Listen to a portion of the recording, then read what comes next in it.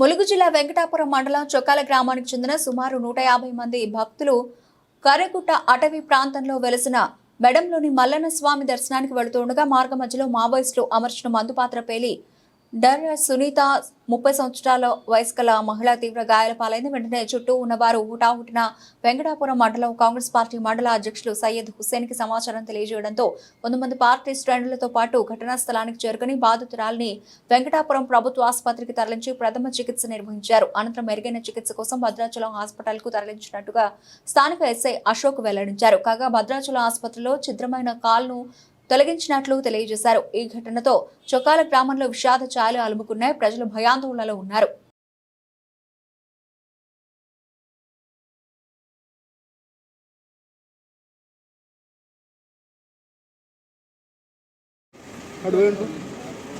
ఇటు వచ్చి ఉంటాయి కదా పోతే మీరు అందరూ ఎందుకుంటారా?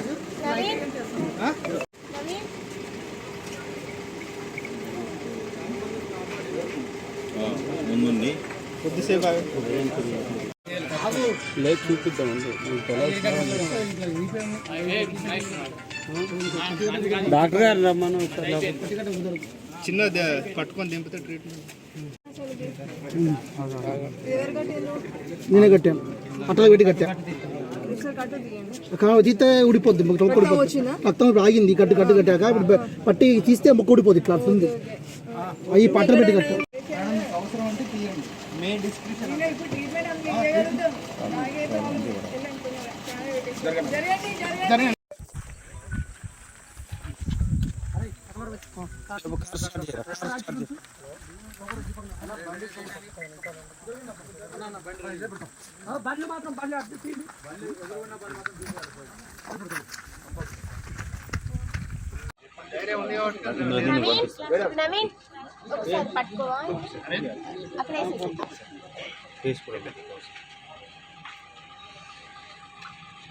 లైట్ తిప్పి పెట్టరా, అటు తిప్పి పెట్టు, వాళ్ళకి వీడియో కనబడదు.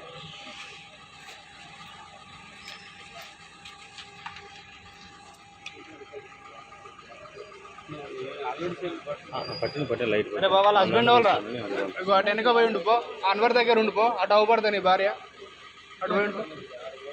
ఇటు వచ్చి జాయిన్ కంగారు